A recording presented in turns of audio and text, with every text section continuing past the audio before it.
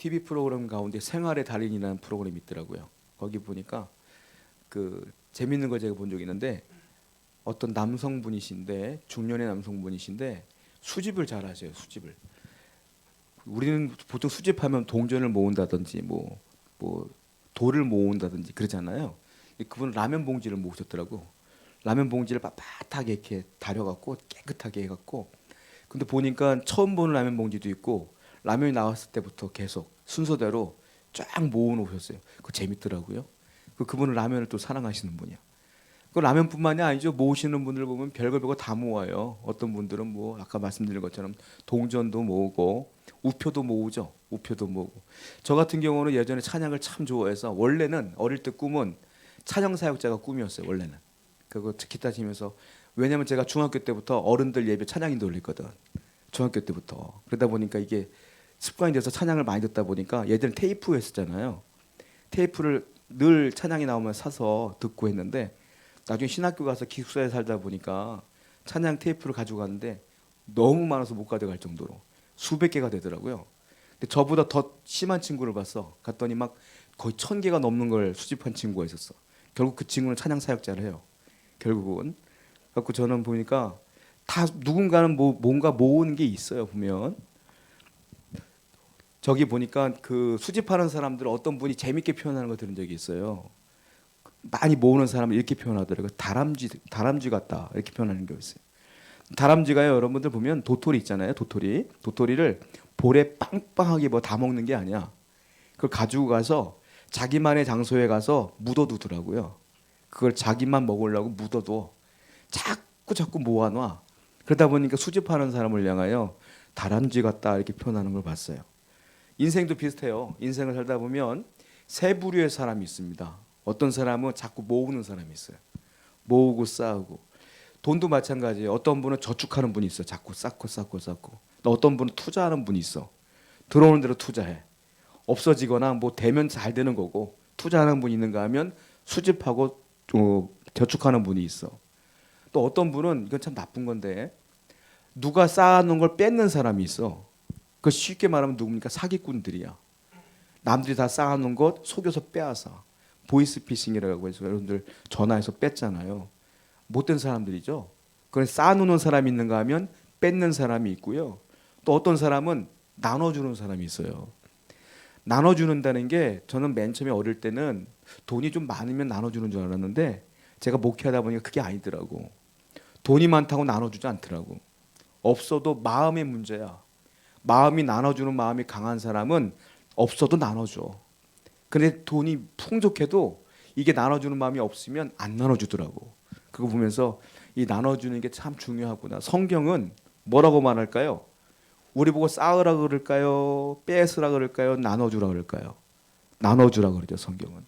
늘 나눠주라고 하는 게 성경이 진리예요. 그래서 성도는 어떻게 살아야 되냐면 내가 가지고 있는 걸 나눠야 돼. 이거 돈에 국한된 게 아니에요. 마음을 나누자는 거야. 누가 괴로워하면 같이 앉아서 울어줄 수 있는 마음을 나눌 수 있는 성도가 되지 않겠느냐. 누가 어려우면 같이 앉아서 기도해 줄 수 있는 그런 나눠주는 삶이 우리 성도에게 필요하지 않겠느냐라는 생각을 해요. 사도 바울이 오늘 본문을 보면 디모데 후서가 사도 바울의 실질적인 유언서예요. 사도행전은 유언서는 아닌데 유언과 같은 말을 해요. 사도행전에서. 왜냐하면 사도 바울이 에베소 교회를 떠나서 3차 전도 여행을 마치고 예루살렘으로 돌아갑니다. 돌아가는데 하나님께서 기도할 때 말씀하셨어요. 너는 이제 못 돌아와. 너는 예루살렘으로 가면 환란이 기다리고 있을 거야. 결국 3차 여행 끝에 사도 바울이 예루살렘에 돌아갔다가 붙잡혀요. 붙잡혀서 감옥에 들어갔다가 재판을 로마에서 받게 돼요. 그래서 배 타고 로마에 가서 거기 순교당해. 그래서 소아시아 지방에 자기가 세운 교회들, 에베소 교회, 골로새 교회, 갈라디아 교회 이런 교회들을 다시 방문하지 못하고 죽어요. 그걸 사도 바울이 미리 알아. 하나님께서 말씀하셨기 때문에. 그래서 오늘 본문에 뭐라고 말하냐면 에베소 교회를 지나가면서 밀레도 항구에 딱 서요. 사도 바울이. 밀레도 항구에서 예루살렘으로 가는 거야. 이제 가기 전에 편지를 보내요. 에베소 교회 장로들아, 내가 이제 너희를 못 만날 것 같다. 나를 와서 만나라. 이 편지를 보냈더니 이 에베소 장로들이 온 거야. 밀레도 항구에. 그래서 장로들과 사도 바울이 끌어안고 엉엉 울어요. 엉엉 울고 눈물을 흘리며 막 작별을 나누는 가운데 사도 바울이 그들에게 마지막 유언과 같은 말씀을 남긴 게 오늘 본문이다라는 거예요. 이제 못 보니까. 여러분 성경에 신약 성경에 장로가 나오잖아요. 그 장로는 여러분들이 알고 있는 장로님들이 아니야. 누구냐면 신약 성경에 나오는 장로는 목회자들 말해. 그러니까 사도 바울이 교회를 세우고 떠나면 장로를 세워서 그 사람들이 목회하는 거야. 그러니까 목회자들이야. 그러니까 목회자들과 함께 마지막 작별의 정을 나누는 장면이 나온다는 거예요. 자, 그때 사도 바울이 그들을 놓고 이렇게 얘기를 하죠. 사도행전 20장 24절입니다. 시작.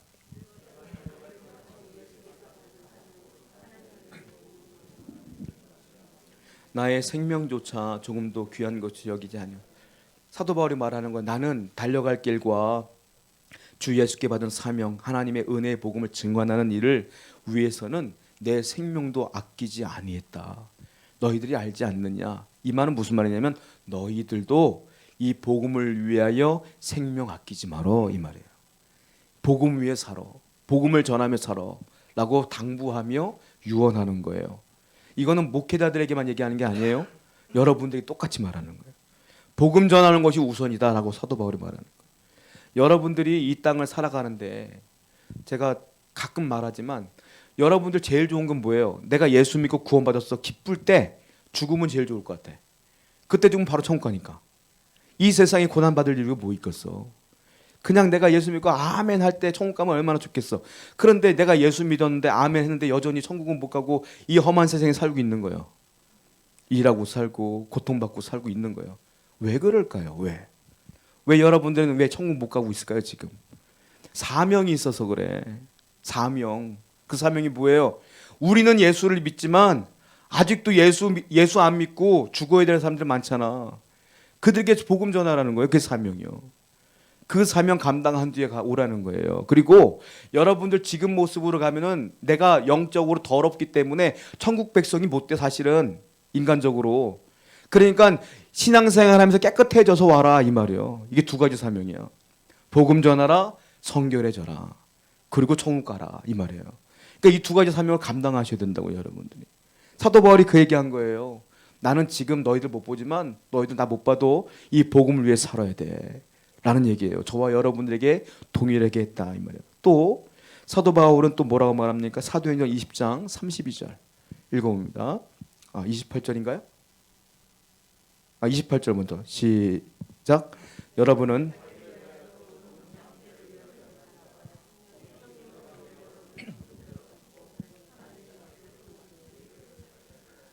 그 장로들 목회자들이라고 그랬잖아요. 그 목회자들에게 말하는 거예요. 내가 양들을 위해 산 것처럼 너희도 니네 교회의 양들을 위해 살아라.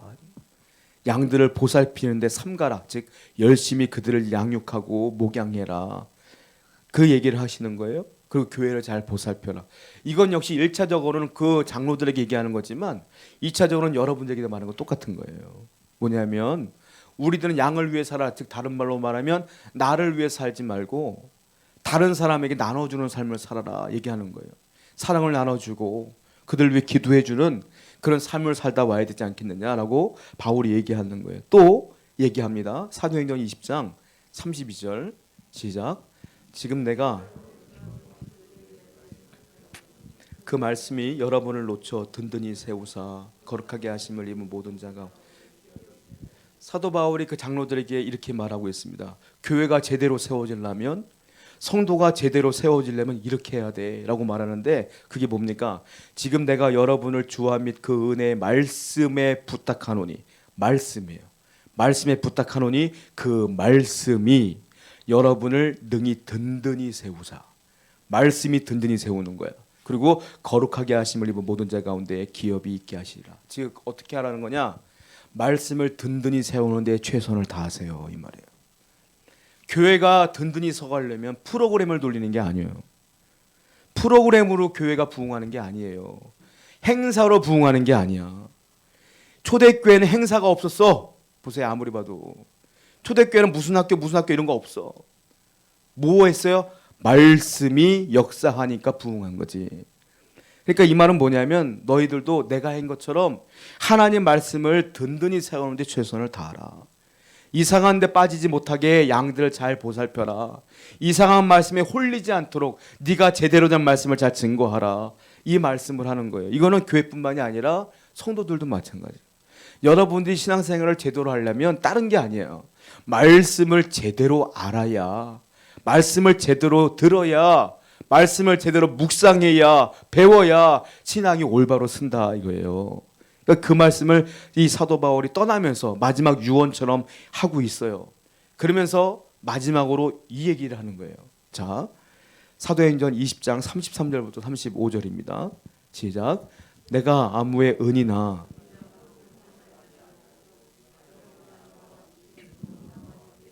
쓰는 것을 충당하여 범사에 여러분에게 모범을 보여준 것 같이 수고하여 약한 사람들을 돕고 또 예수께서 친히 말씀하신 바 주는 것이 받는 것보다 복이 있다 하심을 기억하여야 할지니라. 바울이 뭐라고 말합니까? 이렇게 말해요. 나는 은이나 금이나 의복을 탐한 적이 없어요. 이 말이에요.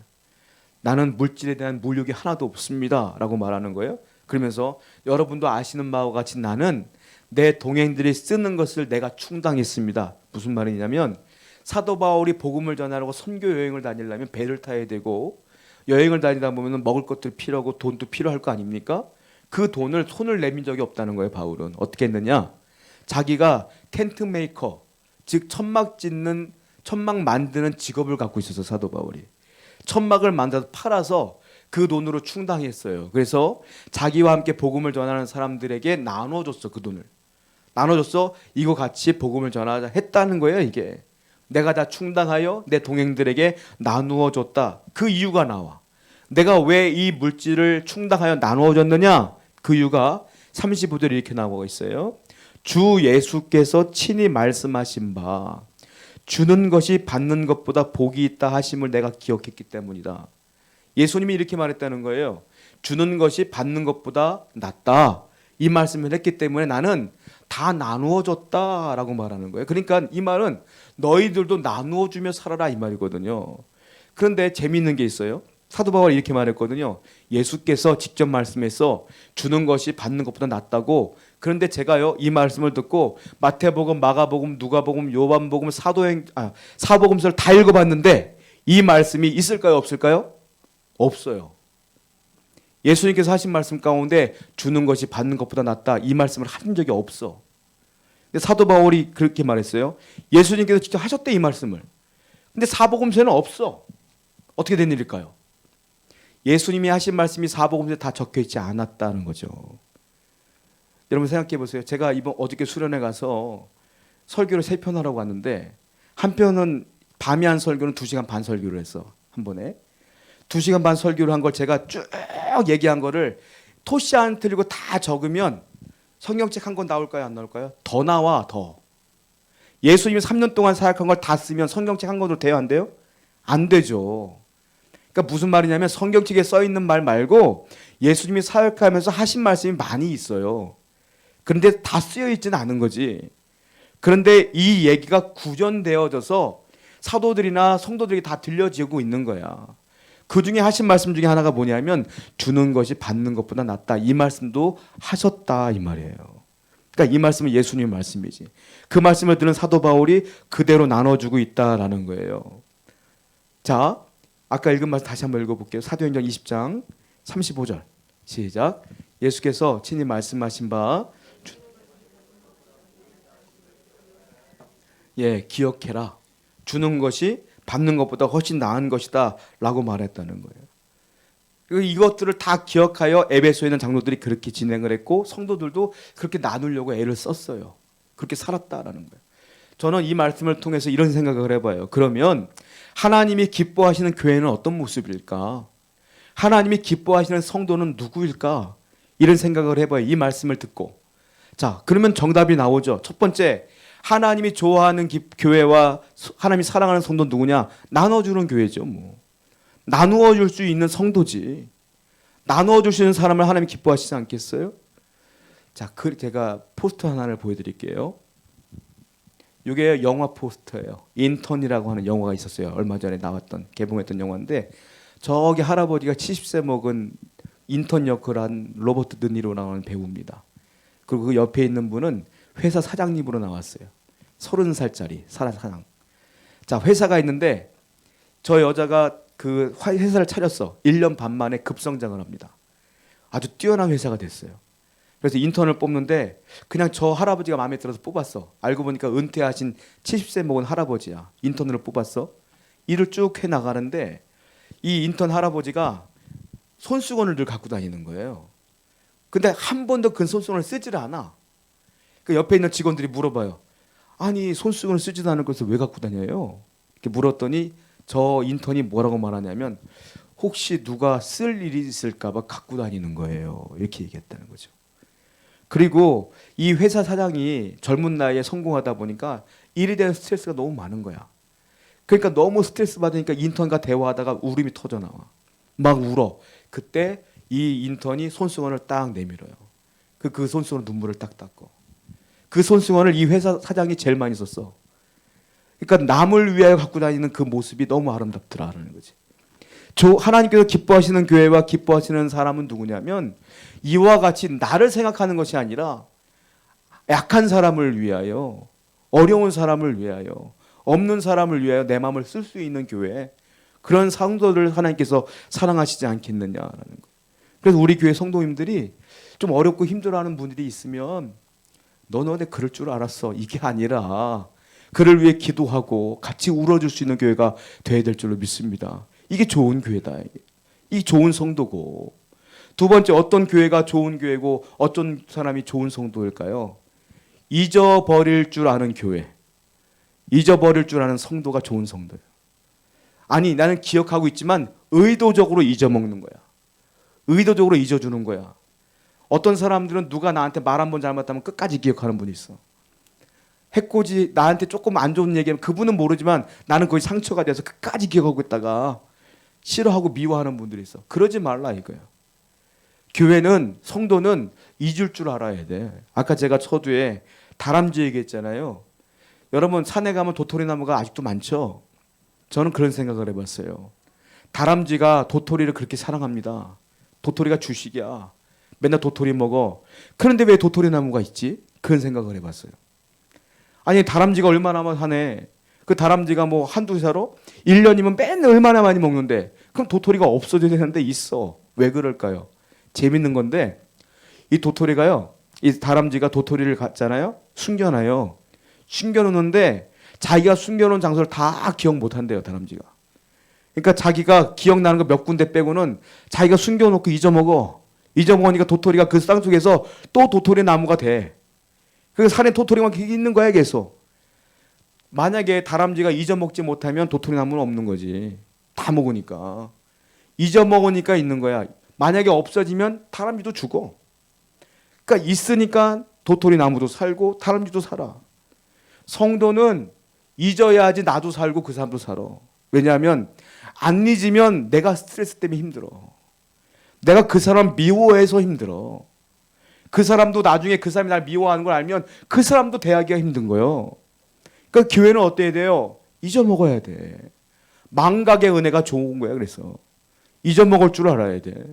잊어먹고 살아야 하나님께서 기뻐하시지 않겠느냐.